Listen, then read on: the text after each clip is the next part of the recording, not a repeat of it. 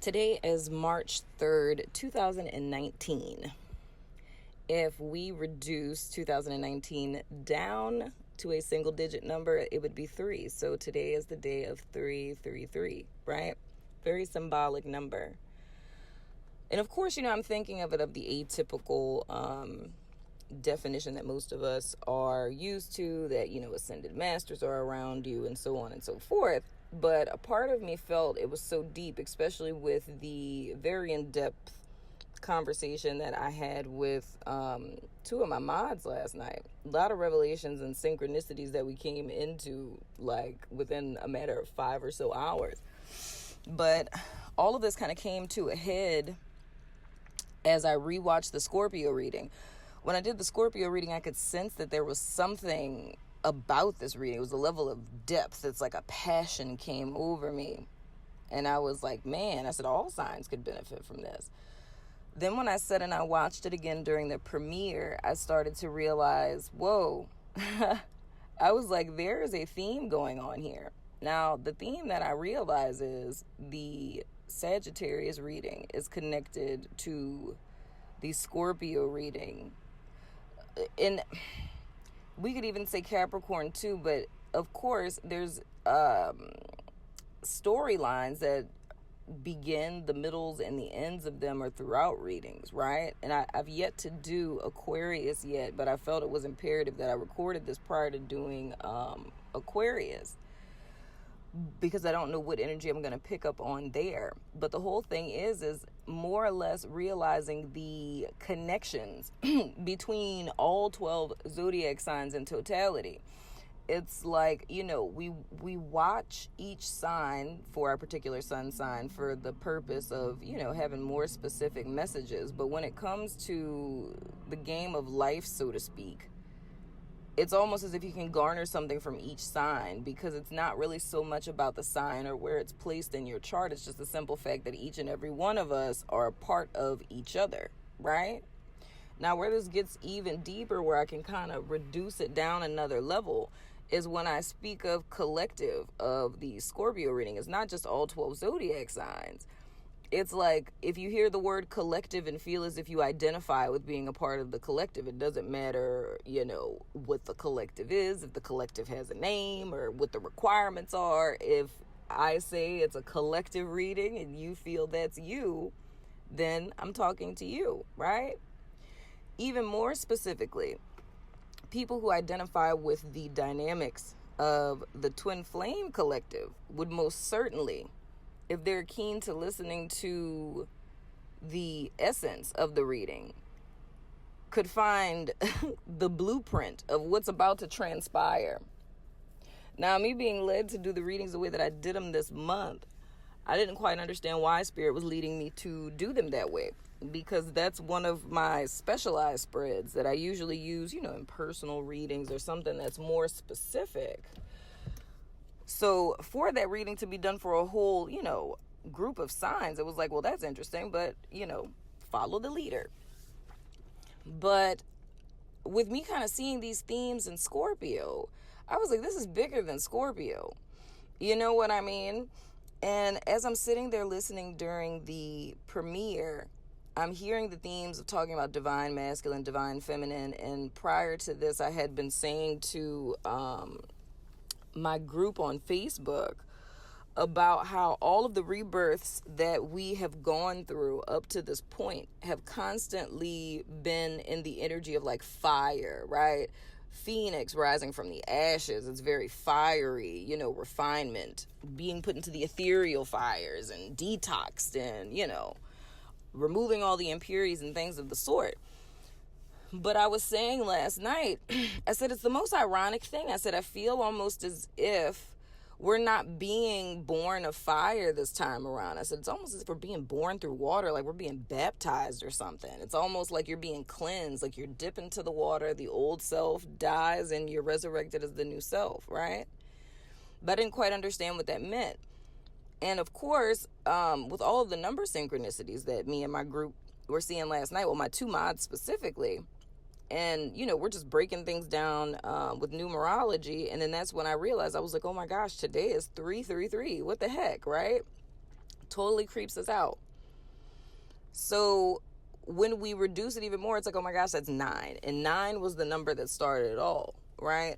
Because of course we know any number would, according to, Tesla's 369 principle, it's like any number added to 9, right? It reduces into 9. So it's almost like 9 is the dominant number, right? So all of these things are just little breadcrumbs and not thinking any of them meant anything. But as I'm listening to the Scorpio reading, Spirit brings back something that I heard, and this was literally 4 months ago. Literally 4 months ago. And Spirit said to me, Pisces is the primordial mother of the zodiac, the watery deep whence thou come, or came, whence thou came. The King's English, right? And I was like, I have no idea what this means. I posted it on the community tab. I was like, does anyone know if there's any relevance to this? Like, because, Aries is, of course, the first sign that we know of, Pisces being the last. And I'm like, Pisces birthed Aries? Like, what? How does that go? Didn't make any sense to me. No one really understood it. Tossed it out of my memory literally until today. And when that was brought back to me, I said, oh my gosh. That's what this whole retrograde is about. If you think about a rebirth, it's going backwards because we're already born, right? So it's going backwards. You think of Pisces being synonymous with the high priestess, right? Like psychic power, emotions, all knowing, all seeing, all being. The only thing that stands between us and the veil. You need to ask the right question in order to get an answer, right? So it's almost as if every single sign is going back into itself. And that's the reason why all of the readings are interconnected. I think a lot of times that's why they're interconnected, because it's the mindset of division, of the divide, of what one would call the collective. It's the fact that we look at the collective as exclusive. We view twin flames as exclusive. It's a special group of special people. And it still falls into the themes that I talked about in Scorpio's reading about the division, the subjugation, the marginalization, me against you. This is just for us. You don't count. You're not special, right? All of these themes are coming up to me. And even thinking about with the fire element being a masculine element, thinking about the rise in toxic masculinity, and like I said in Scorpio's reading, and not just being about males exhibiting toxic masculinity. Our entire country displays toxic masculinity. That's how we're conditioned to steal, to take, to dominate, to conquer. Survival of the fittest, me against you. There is no compassion. It's devoid of that. Right? Now, if we bring this back to the elements of where this aligns with the twin flame collective, and with today being 333, 333 to me has specific meaning in goddess energy, right? The divine goddess, the triune of the divine goddess, like the divine masculine's triune is Father, Son, right? And then you would think Holy Spirit. And if you go back with, what is it? It's the God, the something. It's like Celtic philosophy. I can't remember it at the top of my head. But with the feminine energy, the triune of the female energy, the goddess energy, is the maiden, the mother, and the crone, right? So it's like the 3 stages of maturity. It's being innocent. Then it's being, like the Empress energy, birthing things into this realm. And then the crone, she silences everything. She ends the cycle. It's mother wisdom in a sense. But when we think about all of this together, it's almost as if it's a resurgence of divine feminine energy through a rebirth by water. So where that came in of Pisces being the primordial mother, Mercury retrograde being in Pisces, it's being brought backwards in order to be born again through water. So it's almost needing to go back to the mother, right? To descend into the watery deep and to be rebirthed with a facet of yourself you've been lacking. And that facet of the self that's been lacking in all of us is the divine feminine energy. Now, because we have a tendency as mankind to, like I said in Scorpio's reading, to want to label and separate and things of the sort, I think it's very easy and clear to see why it is that twin flame unions don't work or have not worked, why it's caused more pain and grievance, why it's caused disappointment and unrest. You know, it's caused people to come completely unhinged, right? Obsessive to a point, right? And it's all because we're operating in the wrong energy.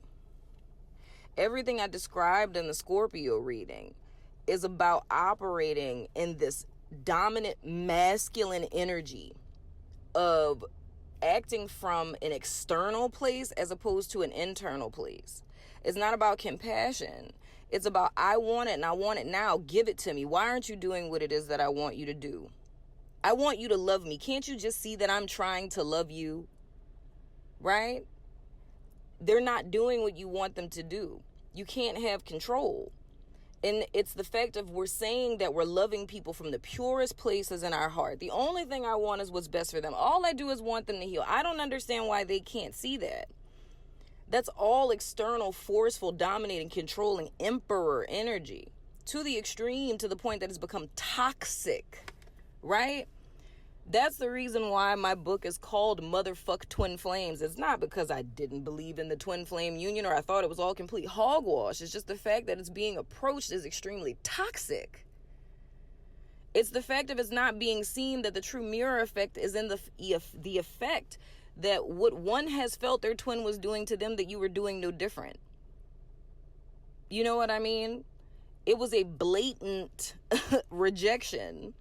But in another sense, it's a blatant rejection on the other side as well, because it's an attempt to dominate. You know what I mean? And I said it's almost to the extent that as if there was never a divine masculine and a divine feminine. It's almost as if there was two divine masculines in every twin union. There was not a runner and a chaser. There were two runners. Why do I say that? Because it's love not from a place of true, authentic, unconditional, free love. It was from a place of fear, loving from wounds on both ends, perpetuating hurt in each other. The reason why there was a continuous karmic cycle of ghosting and coming back together, ghosting and coming back together, because the two of you are reacting to your wounds. Right? But it's the thought of, I'm the victim. This is happening to me. They're running from me. But we're running from self. Right? It's the thought of self-love. It's the thought of working on oneself, but it's all in an external sense. It was always about trying to get more intel to figure out how to gain control and dominion in the situation. How can I get them to come to me? Healing for the sole purpose of union with this person, when it was never about that in the first place. That's all operating in action-oriented, in-goal-driven masculine energy. Where was the receptivity ever? Right? Paying more attention to telepathic messages, paying more attention to even myself being a reader, paying more attention to me or anyone else that speaks on it than one is listening to their own intuition. Right? Thinking of the fact that spirit has more contact with each and every one of us than any person outside of yourself. And I don't care if you're connected or not in 5D. That's not your creator.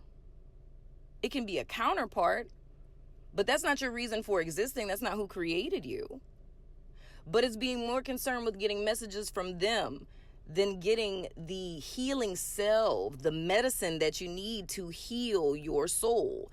And I say this to you, not just to you, but to myself, to all of us. to any one of us who identify with that. If you don't identify with that, it's just the human experience. It's the fact that we have spent so much time looking outside of ourselves trying to find something. You know what I mean? When I say things like, you are your own twin flame, people don't want to hear that. That's disappointing.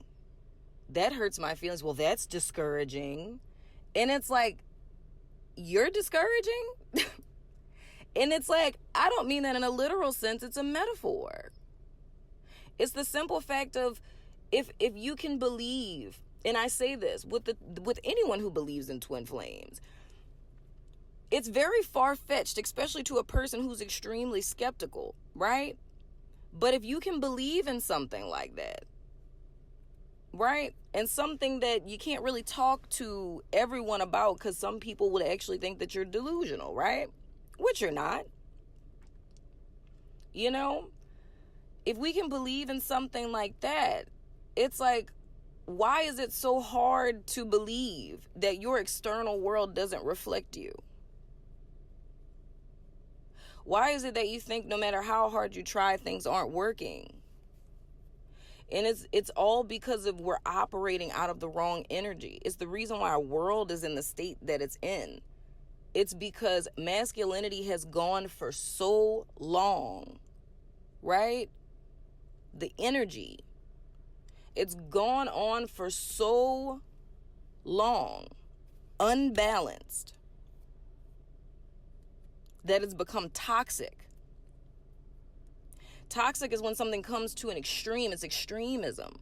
Devil card, right? It's when you end up going so far to the left or so far to an extreme or so far on the Likert scale that it's like you become a danger to yourself as well as others because there's no balance. It's like driving your car on a highway and gradually, as you're driving, turning your wheel to the left and never stopping, never allowing the right side to balance you, to keep you straight. It's careening off the road, and eventually you'll hit a guardrail and hurt yourself as well as others. It's extremism. So the beautiful thing about what's happening now and me understanding why this spirit led me to use this spread and this the releasing and things of the sort, it's because it's humanity at large coming back to themselves, coming back to their truth, coming back to the facet of our existence, the true compassion, the true love that has been left out of our lives for a very, very long time. A very long time.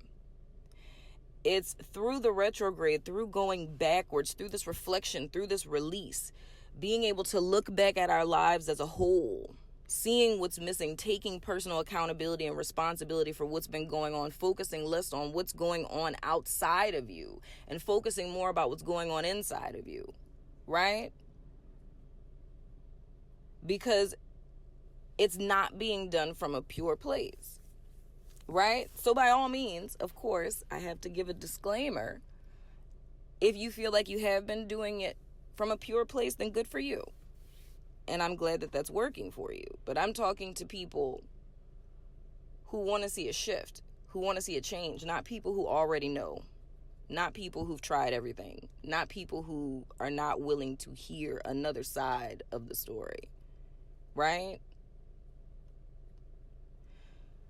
So us going through this retrograde, being pulled backwards, reflecting, clearing, decluttering, all of this breakdown that we're going through, being forced to come out of our mental space and being forced to descend, and I use that lightly, into our emotional space, into our heart space, all of those things that are those uncomfortable feelings we've been trying to avoid, is almost going back into our proverbial mother Pisces womb, the watery deep from whence thou come, right? Cleansing, purifying, growing until we're full term, and then being birthed back into this realm in a power, in a strength, in a balance that most of us have never seen, have never experienced. It's the ultimate place of surrender. It's the ultimate place of allowing. It's the ultimate place of humility, which is completely counterintuitive to anything that we've ever been taught about gaining what it is that we desire. It is in your longing. It is in your confessions of what you don't have that continues to perpetuate that experience. It is in your desire to control and to dominate and not wanting to admit that that's what it is that will always and forever keep whatever it is that we want the most far, far away from us.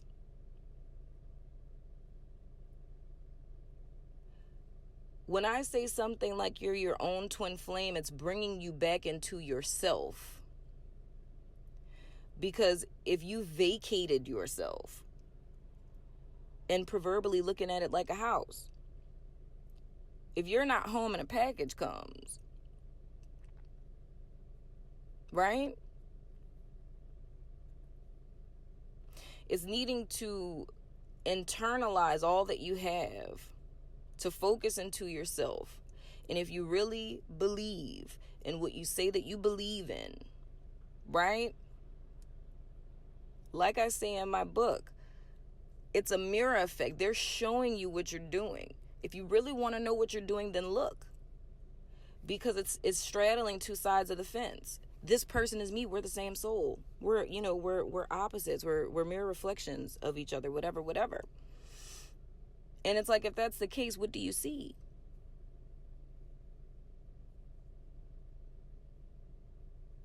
If they're running away, what are you doing? If they're rejecting you, what are you doing? Because what they're doing is what you're doing to yourself. And vice versa. But I say all of this to say simply, we've been loving through fear. That's the need to know. That's why we've always wanted to know what's going on. What are they thinking? What are they feeling? When are we coming into union? But what are you thinking? What are you feeling? When are you going to come into union? You see what I mean?